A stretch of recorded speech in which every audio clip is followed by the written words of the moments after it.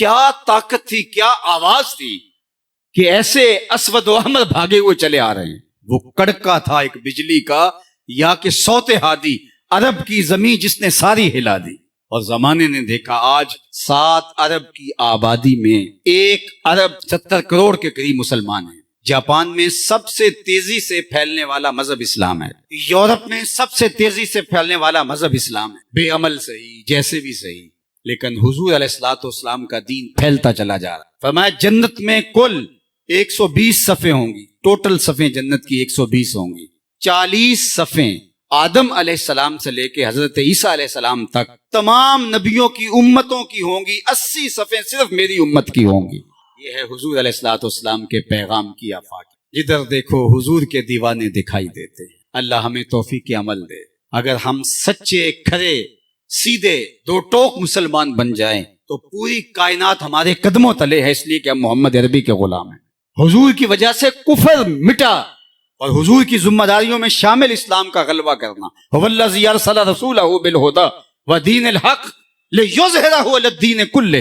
حضور علیہ الصلوۃ والسلام کے دین کو تمام ادیان پر غالب کرنا حضور علیہ الصلوۃ والسلام کا دیا ہوا دین اور پیغام ہے۔ اور قرب قیامت میں اتنی دیر تک قیامت نہیں آئے گی جب تک پوری دنیا پر اسلام نہیں پھیل جائے گا، پوری دنیا پر اسلام نہیں پھیل جائے گا۔ شرق سے لے کر غرب تک، شمال سے لے کے جنوب تک، کائنات کی ایک چھت بھی ایسی نہیں ہوگی جہاں محمد عربی کے نام کا جھنڈا نہیں جھول رہا ہوگا، حضور کے نام کے پھریرے لہرا رہے ہوں گے۔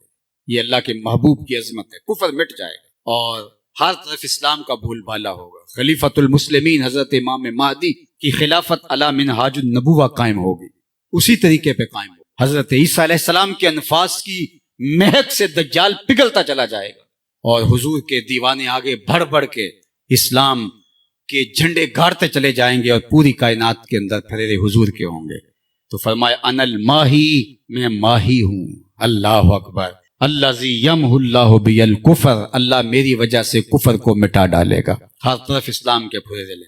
وانا الحاشر الذی یحشر الناس علی قدمی، اور میں حاشر ہوں، اور قیامت کے دن جو ہے وہ لوگ میرے پیچھے پیچھے آئیں گے اور میرے قدم۔ فرمایا سب سے پہلے میری قبر کشادہ ہوگی، اور پھر ابو بکر کی قبر، پھر حضرت عمر کی قبر۔ دائیں ہاتھ میں ابو بکر کا ہاتھ ہوگا، بائیں ہاتھ میں عمر کا ہاتھ ہوگا۔ ہاکذا نبعث یوم القیامہ، فرمایا قیامت کے دن ہم قبروں سے ایسے ہی اٹھیں گے۔ اللہ اکبر، کیا شان ہوگی، کیا عظمت ہوگی، کیا رفتوں کے پھریرے ہوں گے۔ اور پھر حضور حشر میں آئیں گے۔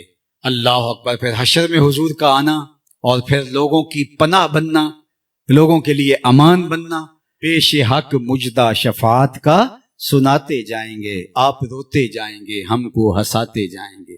وسعتیں دی ہے خدا نے دامن محبوب کو، جرم کھلتے جائیں گے اور وہ چھپاتے جائیں گے۔ وَأَنَا الْعَاقِبُ الَّذِي لَيْسَ بَعْدَهُ نَبِيٌّ، اور میں عاقب ہوں۔ عاقب، اور عاقب وہ ہوتا ہے جس کے بعد کوئی نبی نہیں ہوتا۔ پس خدا بر ما شریعت ختم کر، بر رسول ما رسالت ختم کر۔ اللہ نے حضور کے بعد نبوت کا دروازہ بند کر دیا، اب کسی نبی کے آنے کی ضرورت نہیں۔ تمام انبیاء کی صفات کے جامع حضور علیہ الصلوۃ والسلام کی ذات ستودہ صفات ہیں۔ حسن یوسف دم عیسیٰ ید بیضا داری، آنچ خوباں ہما دارند تو تنہا داری۔ جو مختلف انبیاء کے اندر کمالات موجود ہیں، وہ سارے ایک پیکر میں دیکھنے ہو تو محمد عربی کی چوکھٹ پہ آ جاؤ۔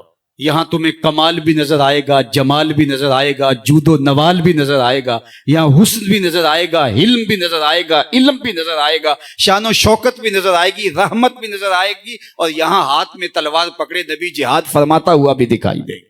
ساری شانیں ایک پیکر کے اندر، ایک وجود کے اندر جو ہے وہ جمع کر دی گئی۔